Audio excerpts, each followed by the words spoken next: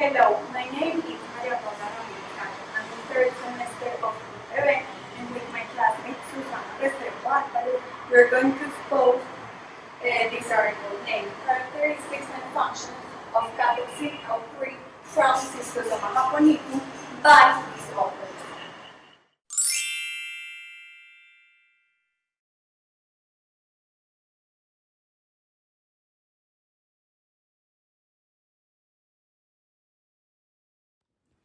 Schistosoma Japonicum. It is a parasitic flatworm that causes human schistosomiasis. The skin of the worms is coated by tiny spaces, by ridges, and by sensory organs. It grows to about 15 millimeters in length, and both sexes have a strong sucker around the mouth. These parasitic worms have a complex life cycle with many stages. We have an infective stage and an diagnostic stage. The infective stage is characterized because the parasite is able to initiate the infection of the host. At the diagnostic stage, the parasite leaves the host. Cathepsin L3. Cathepsin L3 is a lysosomal protein and it's involved in a wide range of cellular functions with implications in the disease. The cathepsin L3 is capable of degrading almost all proteins, including enzymes, transcription factors, and receptors.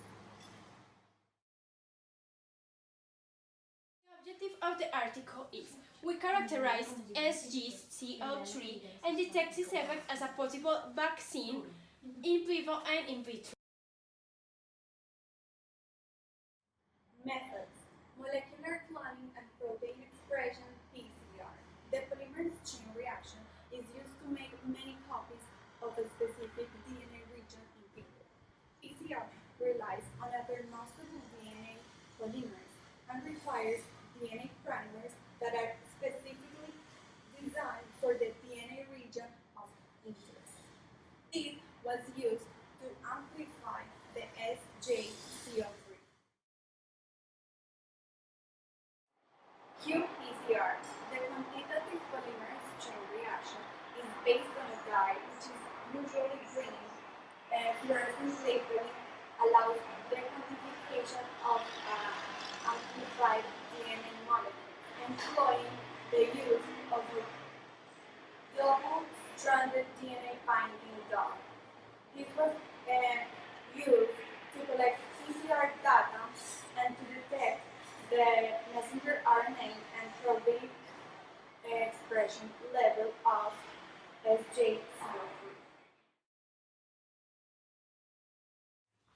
Antiserum preparation. Antiserum are commonly used to refer to a serum that contains high concentration of antibodies against a given antigen. In this case, it was used to obtain SJCL3 antibodies produced by the rabbit. Western blot. This method used gel electrophoresis to separate proteins from the sample. Then, the separate proteins are transferred from the gel to a surface of a membrane, and then that membrane is exposed to specific antibodies against the protein under study. In this case, it was used to identify the relation among cathepsin L3 and S. japonicum samples at different developmental phases. Results. In this result, they made an immunolocalization of the SJCO3 in different stages. And it's important to know that the blue color here is when the cathepsin is expressed in the parasite. And it was produced in the alimentary canal. And the red is the anti-RSJCO3 serum. What I wanted to show here in these pictures is that, as I told you before, the red color is the anti-RSJCO3 serum. So here we can see that it was found in the eggshells of the parasite. And here it was in the alimentary canal at 21 days, day old of the Schistosoma. This can give us a sign where the vaccine can work better for the tubulin as an internal reference. And we are going to evaluate the protein level expression of SJCL3 during S. japonicum growth.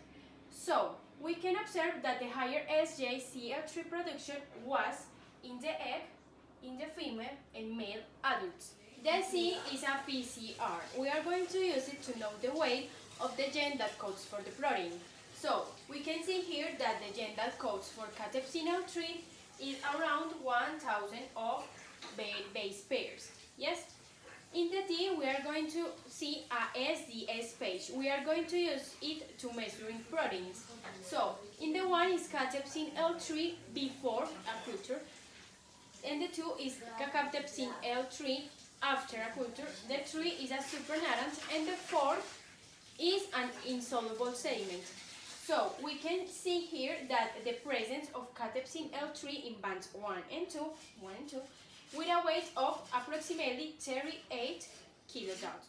Okay, the E is a Western blot. So, we can see here that the 1 is cathepsin L3 purified. They used agarose gel to purify the protein as such.